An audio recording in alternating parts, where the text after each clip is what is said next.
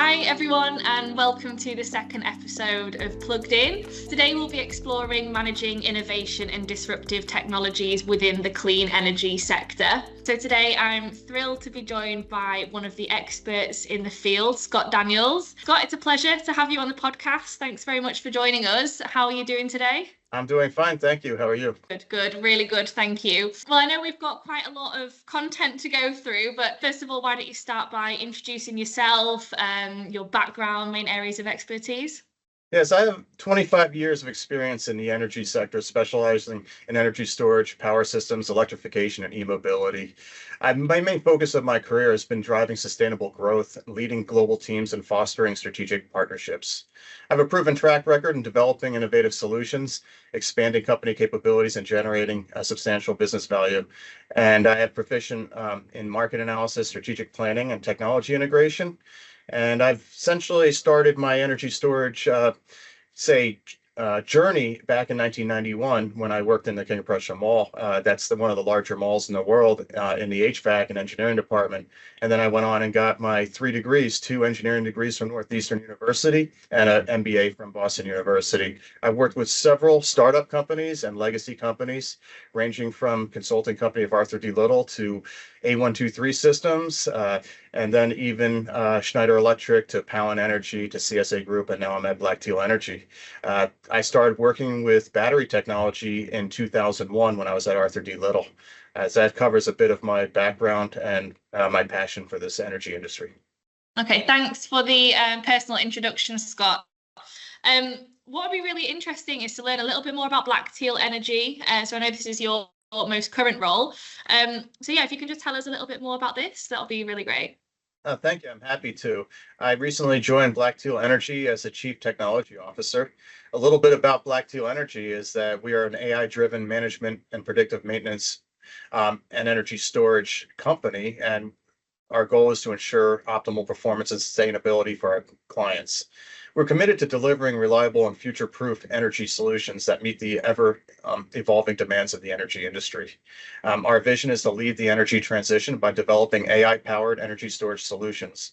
We aim to create products that seamlessly integrate with both current and future energy systems, ensuring long-term value and environmental stewardship. We're going to implement AI at the hardware level and algorithm level at the root parts of the energy storage system throughout its value chain. So from the module to the pack, to the rack, to the container, and into the EMS. And this is going to allow customers and all stakeholders to get good insight into these assets and to actually increase their value driving moving forward. Thank you. Thank you so much, Scott. Well, it's no doubt, you've got a lot of valuable background there and certainly a lot to add to the podcast. So thank you so much for that. So why don't we start by kind of discussing the difference between requirements and specifications within your field. So my understanding is, requirements are often described as what a system should do, while specifications are kind of describing how it will be done.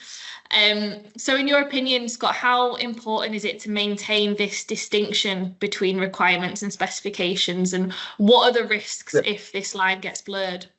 It's a very complicated and fun challenge. Requirements and specifications. I think that it's the number one challenge and most important thing we face in our lives, whether we're developing a new product, managing innovation, or even shopping for ourselves, and even listening to our friends and our family. We all know the difference between requirements and specifications, but we often fail in their use. No matter how much we try, we're bound to make mistakes. I make mistakes, even when I teach the lessons about requirements and specifications. Essentially, we have a natural tendency to lean towards specifying because we think that there's less room for error when we're more specific. This does not always hold true, though. If you start with error and then you specify, you're just creating more error. So there's a lot of examples I could present, and I'd like to share a common one that was used in one of my product design development courses I took over 20 years ago. It's about the 18-volt drill. When we go shopping for a tool, we often buy a drill that's 18 volts. But the question is, why? What are we doing? And because a drill, an 18 volt is a specification. But what we're really trying to do is make holes in something. That's the requirement. How many holes? What are we making holes in? Do they have to be precise? And you just keep on going down and down that ladder. And there's other conundrums you face with specifying, because that 18 volt drill example will also lead to the ecosystems of these tools. When you buy a tool, you might done the proper due diligence in learning your requirements and saying, hey, that's exactly what I need. I need that 18 volt drill. That's a specification. There's nothing wrong with it. But then all of a sudden you buy the kit, and now you have a sawzall with it, a flashlight, you name it. And that goes from I have a requirement to I may want, I must have, those types of things. And that leads us so true. Yep. And it leads us to user stories too. Agile software development has every user story is an actual requirement statement. And it's fascinating. I don't know how familiar you are with agile software development, but the definition of a user story starts as a type of user, I want something to achieve a goal so that some reason. And those are requirements. Going back to that drill, as let's say a home improvement person, I want something so that I can make holes in drywall, right? And that's a requirement. Yeah. But if I say as something, I want 18 volt drill, that's a specification. Yeah, no, makes sense. No, that's really relatable actually when you put it into kind of real life context. I can see how that works.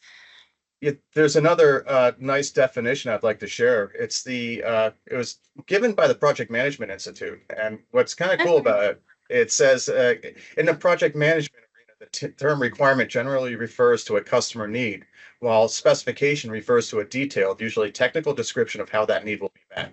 And I think that's an awesome definition. Yeah, no, thanks for sharing that. That kind of leads me on to my next question, actually, in regards to how different roles within the sector, how requirements and specifications, how this definition might differ to those different positions and different roles. Do you think there is a difference, or is it across the board? There's a lot of complexity to requirements and specifications. It can apply in products, in selecting battery technologies for energy storage systems. And that's where I really, that's the motivation behind why I put so much effort into presentations and lessons and requirements and specifications. A lot of times you go out looking for something based off a specification, but you're looking for something before you actually know what you need. And you have to take a step back. And in the energy storage arena, I started looking at the metrics of energy storage systems. And they're very complicated compared to the typical lead acid, what we call dumb energy storage versus smart. And so you have, I don't want to get too technical during this podcast, but you have energy density and you have cycle life and you have all these metrics that you can pretty much characterize a battery and an energy storage system. But before you start looking at solutions, you want to understand which metrics are the most important and why. And those are the ones you want to satisfy. So that's where I started getting into the requirements. What are the requirements of your application, the voice of application? It's very similar to a voice of customer. When you do a voice of customer exercise, you're digging for those requirements. So you think it's really important to define those specifications and requirements and really... I agree that that's the beginning of the product development cycle or innovation cycle. You have to define the requirements before you get into any specifications. If you get into specifications first, you're going to lead yourself down a path and you're going to have to end up restarting, and it could be a tremendous waste of time.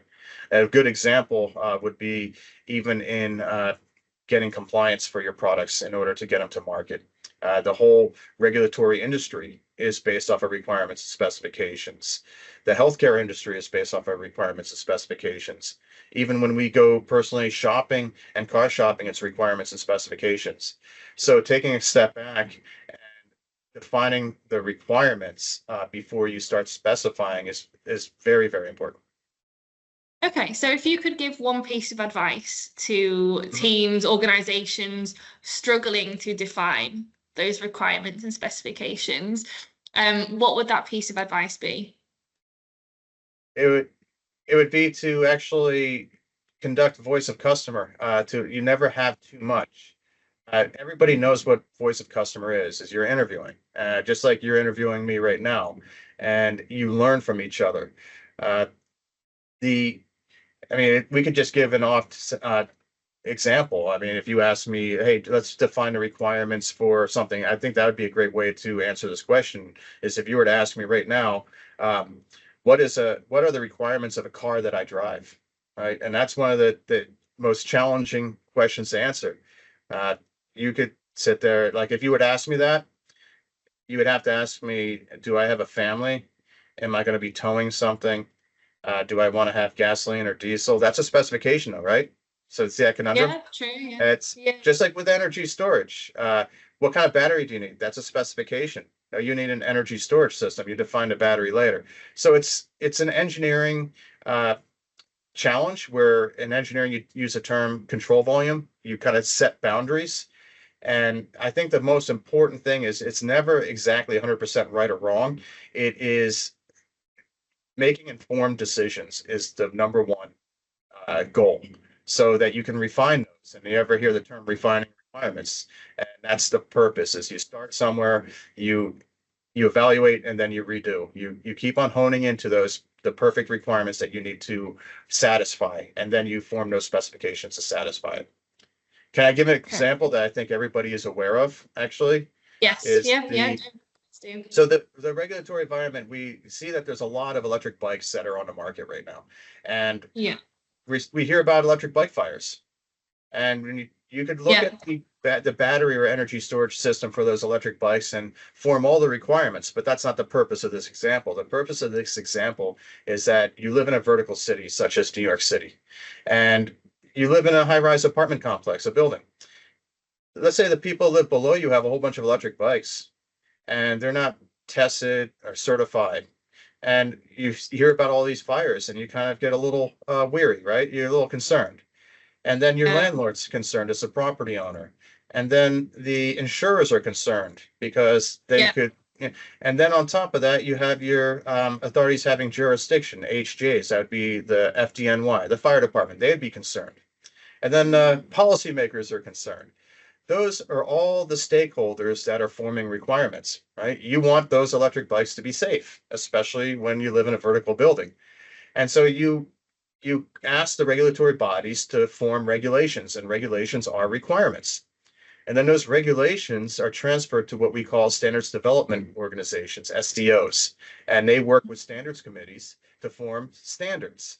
And standards are actually specifications. Those are things that you test to, and you get a pass or fail result. And the entities that test the standards are called compliance TIC, testing, inspection, certification. So the whole regulatory environment is based off of requirements and specifications, just like the product development lifecycle. It's all requirements and specifications.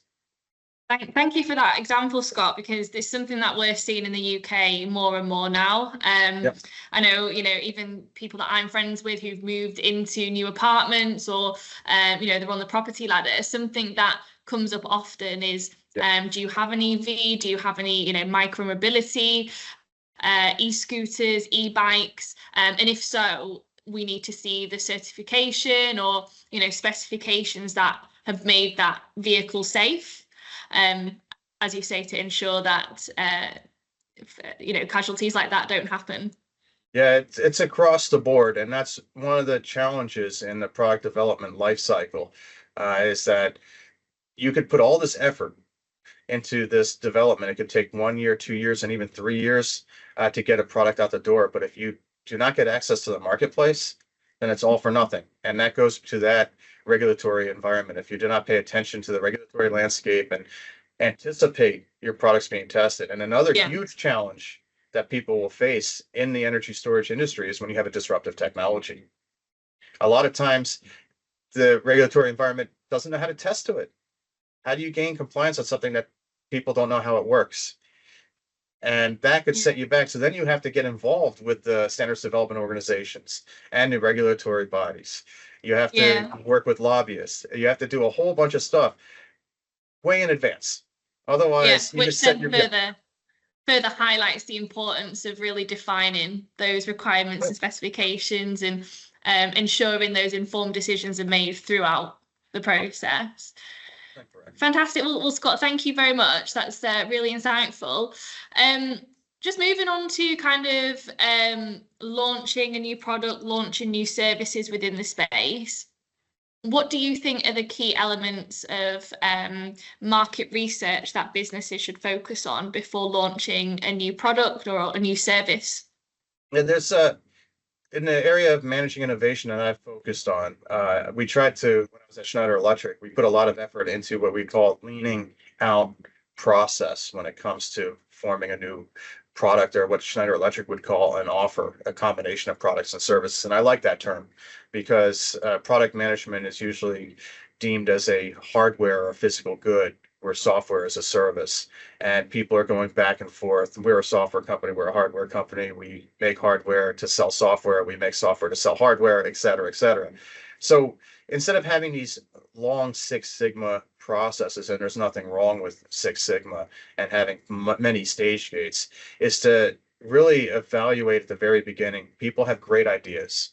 And I call that the technology and market exploration phase. Before you actually get into doing something, somebody has an idea and saying, hey, look, I have this new power conversion device that's going to revolutionize everything. And I know that people want it. I've talked to a couple of people. And then during this TME, technology market exploration, you do a light voice of customer. It's not really a formal process.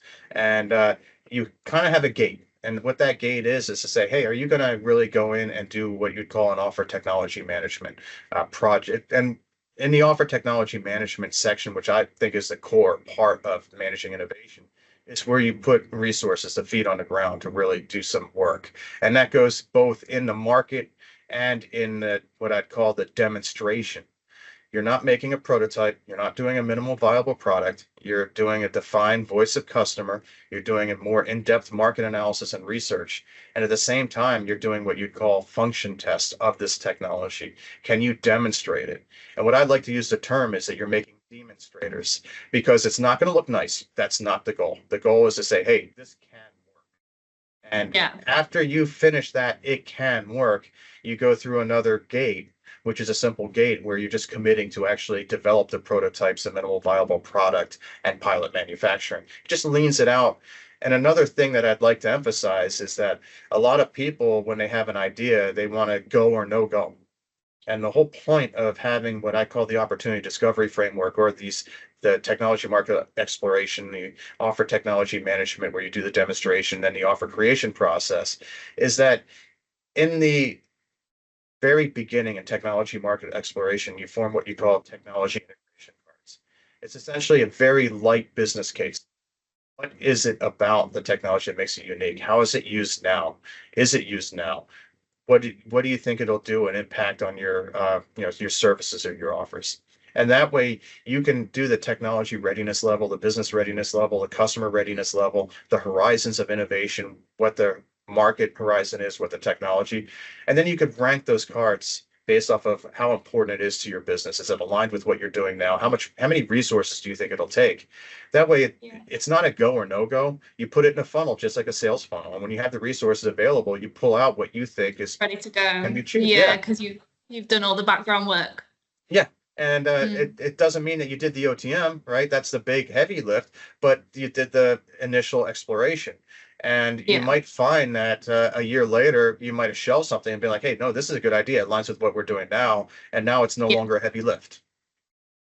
Okay, cool. So, throughout that kind of background work, that exploration phase, how can companies determine whether there is a genuine market need for that product or that service? So you kind of went through the method there, but how can companies really determine whether there's a genuine need for it? Well, there's a couple of things you have to take a step back on, and one is to look at the horizons. And the horizons, you have H1, H2, and H3 horizons of technology and market.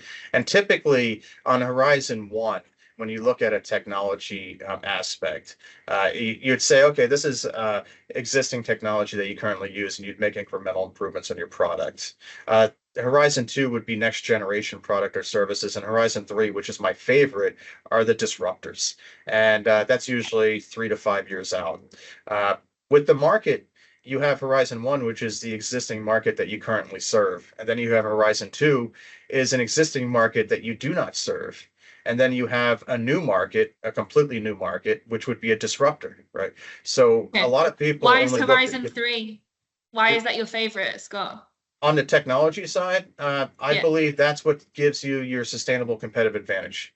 It's if you do not look at Horizon 3 and the disruptors, you're going to end up, I believe, in at some point into that very mature market and very mature technology where you're no longer innovating and you're battling on cost reduction and maintaining market share. And that's not the fun part, at least for me. But with the disruptors on a new markets and a new technology, it is challenging. It takes a lot of thought.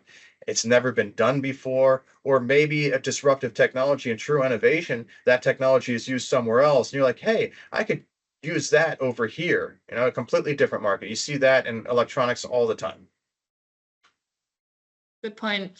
Okay, so just from an advice standpoint from Yeah. people listening or watching, what piece of advice would you give to businesses about the overall importance of research when launching a new product or service?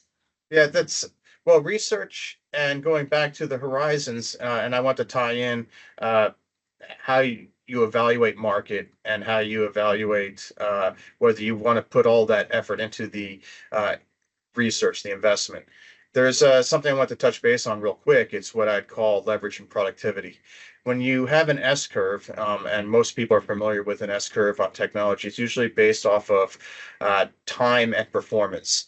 And an example that we would see is, let's say, because we're focusing on the energy storage or energy space, UPS is back in 20 plus years ago. It was a fast growth S curve on technology and market. But right now, we're in a very mature portion of the technology. How do you really differentiate a UPS product? It's in a cost reduction, market share, competitive industry. And the same thing with the market. You have some evolving aspects of it. But when instead of looking at the S curve as time and performance, you could look at it as investment and performance. When you're in a fast growth like energy storage, distributed energy resources, and microgrids, you can make an investment in a technology and get a significant performance gain. We're also in a fast growth S curve of the market. So when you get a significant improvement in performance through a minimal investment, that's productivity. When you transfer that to the market and that performance gain leads to a significant market impact, that's called leverage. And that's when you have your opportunity to make a significant impact and generate substantial revenue. But you don't always have to, let's say, develop that technology yourself. Once you understand the requirements, you can start looking at the intellectual property, the cost of IP. Uh, you can hire scientists and develop that technology, but that's very risky, but generally the lowest cost. You can license research and patents, and your risk is going down, but your cost is going up. You can look at venture investing, you can look at alliances and then acquisitions. And as you continue through that process of minimizing costs, you're are actually minimizing risk. Your costs are going up substantially, and there's challenges with each approach. But again, it's like, it takes time to develop IP internally, and sometimes speed to market is important, and that's why you'd make an acquisition. And through the acquisitions, you may want to use different frameworks in business analysis and adjust them. A lot of people will look at a framework called SWOT. Even though this is an energy focused podcast, I just wanted to share this is that you typically use a SWOT analysis on a company that you work for or you're thinking about investing in. The strengths, the weaknesses, the opportunity, and threats that particular firm will face. But there's another way of looking at a SWOT is saying if I'm looking at a potential acquisition or a partnership, I'd look at the strengths and weaknesses of that company. But instead of looking at the opportunities and threats for that company, I would look at the opportunities and threats to my company. What is the opportunity of working with that partner or acquiring or buying that partner's products? What are the threats if I decide not to? And when you start doing it that way, I think you get a better understanding of whether it makes sense to develop the IP yourself or to do any of those licensing or venture investing alliances and acquisitions. Yeah, interesting. Thank you that you worded that Yeah. really well, really clearly. So, yeah, thank you. So, moving on then into discussing the barriers to market and regulations that come with that. What legal and regulatory aspects should be researched before launching a product or a service within the clean market? Yeah, we discussed a little bit about the regulatory environment when we talked about requirements and specifications with the regulatory bodies, the standards development organizations, and the testing, inspection, certification entities. When you look at barriers to market, they're pronounced when you have a disruptive technology. An example would be there's some disruptive technologies, the solid state transformers are coming out, and there's also multi-level cascade inverters. And if just to give you a little bit about a definition of what a multi-level cascade inverter is, it's essentially a system that can use different types of battery technologies, different batteries with varying state of health, and you name it. And you could have mixed modules of different capacities and state of health. They can be married to a variety of battery module technologies and chemistries, and you can change out those modules. And this is a nice adaptive technology. It hasn't been fully commercialized, but it is a very much a disruptor. Now, the problem with that is that a lot of the power conversion standards that are out there that people will face, and I'll just list a few of them. We have UL 1741, which is for inverters and converters, right? Because that's what a multi-level cascade inverter is. And then you have UL 9540, which is energy storage systems and equipment. And UL 3001 is distributed energy resource systems that's going to be released. Then you have IEEE standards and Energy Star. The problem is that there's a thermal runaway and fire propagation standard called UL 9540A. And you typically would test for a battery system. Let's say it's a cell or a module or a rack, which you call a unit level. And you have a particular model of a battery cell. That's a root building block of an energy storage system. If you get certified, and what these tests are very expensive and they take time, and the test itself isn't necessarily expensive. It's the equipment that you are, would say, donating for a disruptive test. Now, if you're changing out a cell, you don't. That's certification is no longer valid. And here's a disruptive technology that's allowing you to change out those cells. It's giving you the ultimate flexibility to use varying chemistries and battery modules and different state of health. So you can swap things out to keep things up and running. So it's a challenge. What do you do in that situation? You have a great technology that could be, it's a disruptive technology that could revolutionize the energy storage industry, or at least partially revolutionize, and nobody's prepared to test for it. And that's a challenge. So what I would recommend anybody doing is working with the standards development organizations, being involved in those committees and helping to influence the direction of the standards that will be produced. Because if you're not involved early, then you're going to delay your release by possibly years. And that's nothing we want. I was just going to say that's probably the difference between a successful business and one that's probably going to fail further on in the line. Yeah, and what's really a challenging thing is the culture in the businesses. A lot of people look at the compliance industry as, I hate to say it, but not exciting, right? The test itself is exciting, but everybody wants to do something new and come out with that new latest and greatest. So you kind of leave it on the back burner and get to it at the end of the product development cycle, right? The offer creation. Which really is arguably one of the most important stages. Yeah. So what I would recommend is that you don't have to look at compliance at the technology market exploration, but you definitely want to look at it in what I call the offer technology management. That's when you're seeing if you're demonstrating that the thing works, right? At that point, if you're actually saying, yeah, this technology works, then you better start looking at the compliance side of it. You don't want to do it before you really, because if it doesn't work, you don't want to waste your time, right? But and a lot of the startup companies, and that's another thing, is when you're in a startup environment, you don't have the resources to have your own compliance full-time employees and all those resources. It costs money. And so people are lean and mean, that's what I call it. And then they get to down that cycle, that path, that development cycle, and then they're like, oh no, I got to go back. And this is going to delay. Yeah. And what if, and the sad part, frustrating part, is that you may have to change your design completely if you don't pass and get certified. And then you're resetting that clock. And you might have Exactly. investors and customers ready to go. And next thing you know, you're Time delayed. frames. Mhm. Yeah, sure. No, I can imagine. Okay, so how can companies ensure that their product or service complies with these regulations, whether locally or internationally? Well, you have you have the entities that I mentioned, such as your testing, inspection, certification bodies.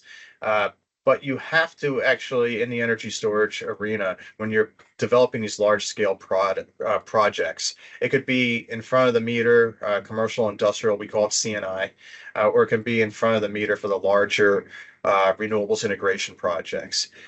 The challenge there is you have what's called authorities having jurisdiction, and they have the final say. And if you do not work with those, you could be certified, and then all of a sudden they're like, no, we don't like that certification from that entity, or we don't like you tested that overseas. It has to be tested domestically.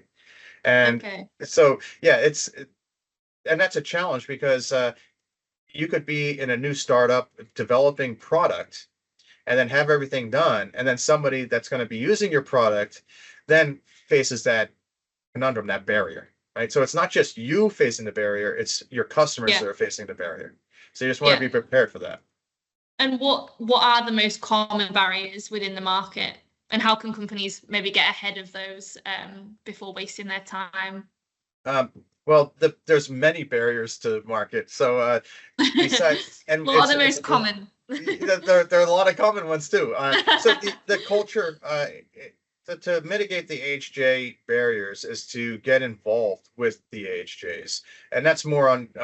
So as a product developer, or if I'm selling an energy storage product, I'd work with my customers and support the customers when they interact with the authorities having jurisdiction. Because what that's going to do is that's going to give me voice of customer too. So as I develop my roadmap, if I start seeing AHJ start calling for things that are beyond what typical standards are testing for, I'll try to incorporate that into my product so I can satisfy those requirements. See, I'm talking about requirements again. Those AHJs have their requirements. All links And back. you're going to find like, oh, I had this, I worked with this company, and then they had this fire, and they no longer trust blah. And then next thing you know, you have to say, what do you trust? What can we do? And then is it just an outlier, or or a lot of other HJs following? Is it worthwhile? So again, it's if you define those requirements of those HJs, you can actually develop your product and test for it and satisfy all those HJs, but you have to do the voice of customer and understand those requirements. Got it. So if we look at risks and costs within the sector, within the market, how do companies balance risk versus cost when developing a new product or a new service? It's actually all over the place, and it's since the industry is still fragmented, even though there's consolidation and people keep on saying there's cost reduction, there's you name it. I think the biggest risk in the energy storage industry is understanding the performance and life of your product. It's when the example that we have is that what drives value in energy storage is the amount of active material you have in a given space. And that's why the industry is getting larger and larger cells. The problem, though, is that when you have large format cells, is that they cost a lot of money to test. The cyclers that are used, the energy used to test, the duration it takes to test, it all adds up. If you have a 20-year guarantee, a performance guarantee expected project life, then how long do those cells last? And if you have a 20-year cell, you can't take 20 years to test it. And you have to accelerate that testing by increasing the temperature, and you have to do a lot of modeling. It's called design of experiments or experimental design. And when we work with small format cells, you could have hundreds of channels at your disposal. A cycler could cost $150,000 to $200,000 for a 50-channel cycler. This is just a guesstimation there. It's ballpark. Yeah. But for a 16-channel cycler for the larger format, higher power channels costs the same. And then you see that the cost goes up, and then you have chambers to maintain the temperature of those cells, and then you have to do Right. your design of experiments, and then before you have useful data, it could take because the more you accelerate the aging, the more error you're going to include in your test Okay. results. And so Yeah. a lot of companies, like the big retail portable electronics, like Apple, Samsung, you name it, and even in the energy storage arena, the automotive companies have tons and tons of cyclers and the ability to do this. But if you're changing your cell model every 2 or 3 years, which we're seeing in the energy storage industry, how much data do you really have, and how, what do you want to say, how much do you Yeah. trust it? And so Yeah. the Accuracy. challenge there is that you're going to have to what they call what the industry calls augmentation. You're going to have to supplement the project no matter what, because batteries age, they lose their capacity, they lose their efficiency, and as you supplement, there's challenges there. There's challenges with so augmentation. Batteries may not play nice together. So a lot of these questions aren't answered yet. You're hunting it down the road, and a lot of companies are addressing this at what we call long-term service agreements. And oh, we'll Mm. face that 5, 10 years, or batteries might be cheaper, or technologies will be improved. And what you're seeing is rapid innovation of how these are being handled. And you're seeing people using what you call DC to DC converters to actually do this augmentation. You're seeing people have multi-level cascade inverters that can do this type of augmentation. You're seeing companies like my company that's getting into substantial data analytics and data gathering using AI and getting a better sense of how systems are working, predictive maintenance. And so so many different approaches coming into this industry. And the number one thing is transparency and data. And with the evolution of AI, with the evolution of the increasing data center capabilities, what is that also contributing to? Energy demand. And then you need more energy storage. Yeah. It's like a It's cycle. it's a cycle, Reoccurring. Mm. but if you notice that what's being developed is also what's helping.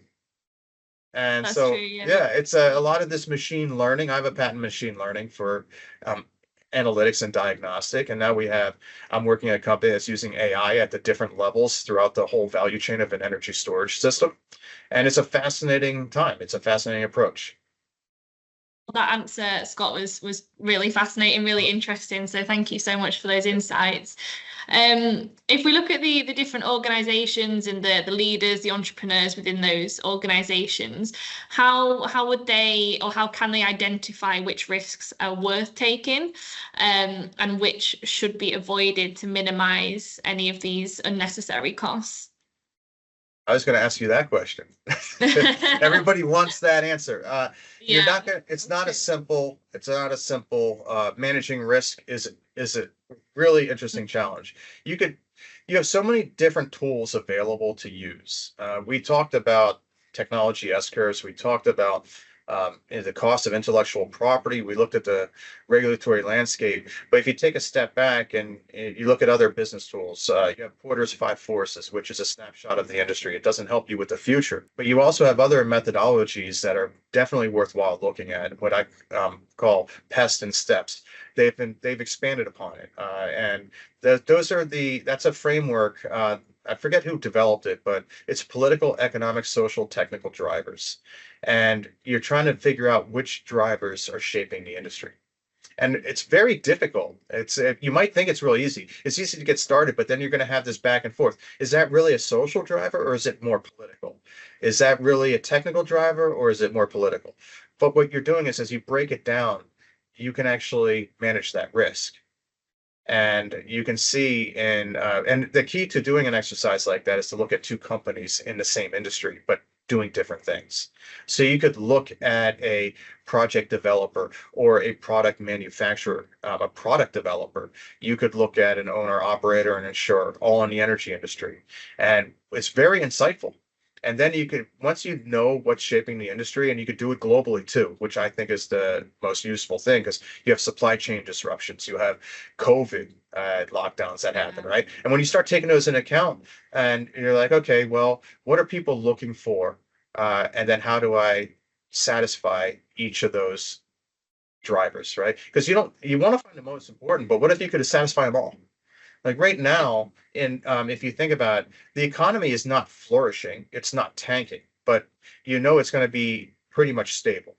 Uh, but you look at a social, if I put solar on my house, right, which I have solar on my house, do I expect that my yard's going to be greener, the water's going to be cleaner? No. So when you're looking at what's important in each of those industries, or no, not industries, but the political, economic, social, technical, it's like, okay, what's important to me is making that change. If I put solar, I want to save money, but I also want to do good for the environment.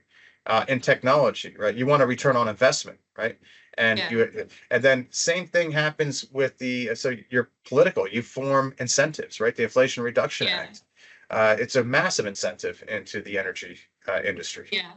So, Yeah. So it's weighing up all those different factors and then making the most educated guess possible.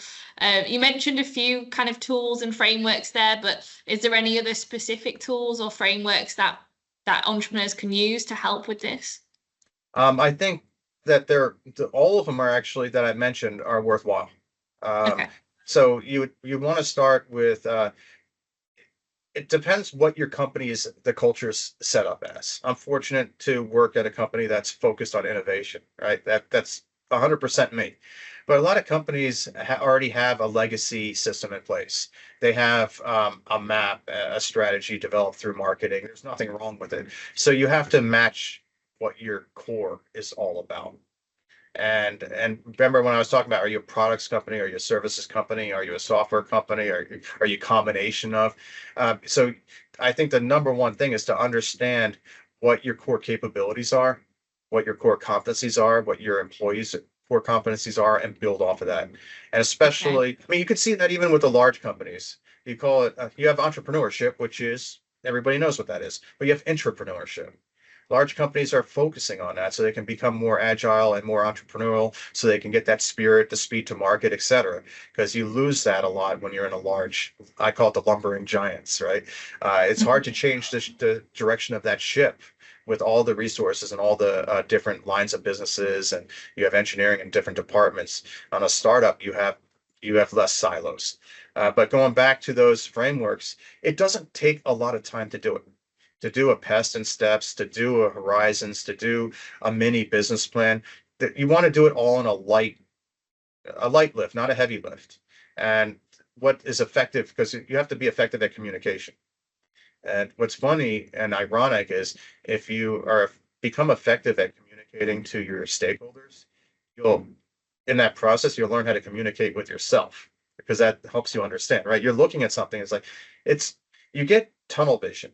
And that's another Yeah. thing. The biggest risk, I think, for somebody like me, and I see it all across the board too. I'm just using me as an example. Uh, that the baby syndrome, right? You put a lot of effort into something and you want to see it to market.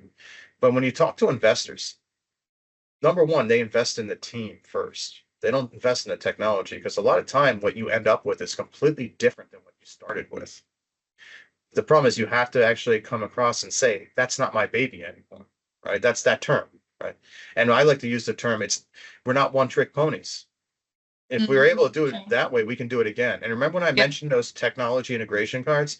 You don't say no to it, you shelve it, right? You come back to it. So I think that even managing employees, same way, right? It's Cool. Well, I think that leads us to our final question really nicely, Scott. In some maybe examples that you can tell us of risks that have really paid off, maybe within your market or companies that you've worked with previously. Any examples that, of risks that have really paid off for you? Oh, well, risk in my career or risk in product development and innovation, or all the above, right? All the above, yeah. I'd like to give a couple examples, and we can Yeah, that would be permanently use great. them, Yeah, do some please video do. editing. Okay, so no, I'd like to share this story. I think it'll be very important to a lot of job seekers that are younger. Uh, so I was at Arthur D. Little uh, out of my master's degree, and Arthur D. Little's a prestigious technology consulting company. On top of it, during that time frame, they also had a management consulting arm that was doing very well, and even a school of business. And I joined, and I was so excited. I wanted to be a lifer. And that was in 2001 I joined. And then Arthur D. Little quickly, even though it was formed in the late 1800s, went bankrupt. And then we formed what was called TIAX. Gentleman Keenan Sahin came in and bought what we called Technology Innovation, Arthur D. Little T&I. And so there was life. But I was working on some really cool technologies. I was doing a lot of great things there. It was, I mean, being young, I had a master's program in material science, mechanical engineering. I was working on fuel cells, lithium-ion batteries, Department of Energy rulemaking, setting minimum standards of efficiency for white goods and even HVAC equipment, working with national labs, working in defense, you name it, and talking about fun. But managing fuel cell program through NIST, the Advanced Technology Program, it's like, how come this isn't being commercialized? How come the market isn't adopting this? It's same thing with superconductors. And I didn't have enough understanding on what I'd say the understanding of business and the understanding of why decisions are made or why things aren't being adopted. And so I decided, and it's a longer story, I'm going to keep it short, to go to business school full time. I was about to buy a house as well, and my friend saved me. So I took that money, I got a scholarship, I went to BU, and BU put me on purpose in a public nonprofit cohort. So it was, I was technologied out. I was considering MIT and Harvard. I didn't get into all of them, right? But I chose BU, and I think it was a great decision. I'm not trying to prop up BU. All schools are good. It's what you make of them. But I'm not a conformist. So I formed essentially what BU after I left, formed what they called the iTech program. But I was into entrepreneurship, technology commercialization, et cetera, et cetera. And there was a great program that Ashley Stevens, a Professor Stevens, taught. Actually, I don't think he was a professor, but he was also in the Office of Technology Development, was Technology Transfer Office. And that's something I want to talk about as well. But and he taught a great course, which had the law school involved, the engineering school, and the business school, and you formed teams, and you did a business plan and commercial law. And so that was great. But the problem with going to business school in 2005 and graduating in 2007 is, I had opportunities to get jobs at legacy companies, but you have that spirit, the entrepreneurial spirit. I can do great things. I can do big things. And then the market collapses on you. And then the jobs you have in the startups collapse. And next thing you know, you're consulting on your own and, about to eat cat food. I'm joking here, but it's, I had a couple of mentors, and one of my mentors, I'm not going to say their name, but they're like, Scott, just start over. Just get a job at a bank and be an analyst. But here I am, 3 degrees, 2 engineering degrees, all this work history, all this accomplishments, focus in net shape manufacturing, clean tech, and energy. I wasn't going to change. I wasn't going to conform, so I stuck with it. And I ended up getting contract roles at Enernoc, which was great. And I learned a lot about agile software development there. But I was hired because I had the energy background. Ironically, they had a lot of business analysts and product owners that were from the banking industry, and they didn't understand the energy. So it was like talking about a great opportunity. Then I had a contract at Schneider Electric to be a senior business analyst for remote energy management, and also to bring, out of all things, agile methodologies into a Schneider Electric. So I was taught so much at Enernoc, and then I'm teaching at Schneider. And then A123 courted me because they had a resume from years before about my work at Arthur D. Little. And they were looking for somebody to head up all their competitive intelligence and pricing, et cetera. Next thing you know, I'm working at A123. And again, I'm learning as much as I'm teaching. And then I go through the bankruptcy there. I develop great friendships. And then I join Schneider Electric. Again, I'm learning and teaching. And talking about a great experience. I mean, I learned so much working for a large company. And the neat thing, and the thing I emphasize so much about the industry, is that you have the people you make connections with are with you for life. And most of them are very, very good people. And American Power Conversion of Schneider Electric were the founders of UPS products, uninterruptible power supplies, which were essentially the first energy storage devices. They're the same people that developed energy storage. They're the same people that I interact with all the time. they're the same people I worked with, ironically, at Arthur D. Little. Yeah, So, yeah, no, it's so true, so true. I think yeah, networking and the connections you make are extremely important. Just from the recruiter side, I think, the majority of placements we make are not from a job ad or something that's been publicized. It's through word of mouth or a mutual connection that we might both have, and we've made the introduction that way. So yeah, I'm and glad you said that. And what I'm finding now is that because you tend to work with some great people and you're like, okay, these were the force multipliers, the rock stars, or my dad used the Cracker Jack, right? That's the prize in the box. And you're like, how will I ever find employees that good again? But what's the coolest thing is they're out there though. You do find them again. And Yeah. it's that's what makes me happy. Even the role I have now, I'm working with some great people, and it's like you leave and you're like, okay, I wish I had that person again. I need to find another one. Then they just happen to be there. You just They come back round, yeah. it's I always preach it when I because people are like, Scott, how do you find all these deals when you go shopping? I do the same thing when I do innovation, right? You have Yeah, to let the opportunity come to you. You still have to be out there to see the opportunity. You still have to look for it, but you have to recognize it when it presents itself, because that's usually what happens. And so, whether you're buying something for a hobby, or whether you're developing a new product, or you're innovating, or you're hiring somebody, or you're that person looking for a job, it's the same thing. You have to just keep your eyes open. You have to listen. And there's another thing in the culture that we face all the time is that it's a competitive world, and we inherently become defensive.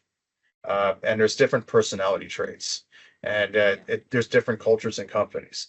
I don't change. I think that one of the things as I manage and I preach, is that showing your weakness is a sign of strength. I mm, believe yeah, investors, completely agree.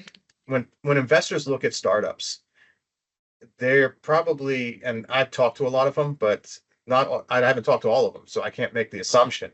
But if I was an investor looking at a startup and somebody's like, yeah, this is where we're strong and this is where we're weak and this is how we're addressing it, that's what I want to see. I don't want to see somebody just telling me what I want to hear, because I'll eventually find out the truth as an investor. I don't want to Exactly. find out the hard Yeah, way, because yeah, once you find out the yeah. hard way, but it's building up that trust and that transparency while protecting your innovation and intellectual property. Exactly. Well, Scott, I think that's a really nice note to round everything off and finish up on. So, thank you so much again for joining us on this episode of Plugged In. We've really, really enjoyed you speaking with us, and thank you for your amazing insights. I've definitely learned a lot from my side, and yeah, super excited to get this out to everyone else too. So, thanks so much, Scott. You're very welcome.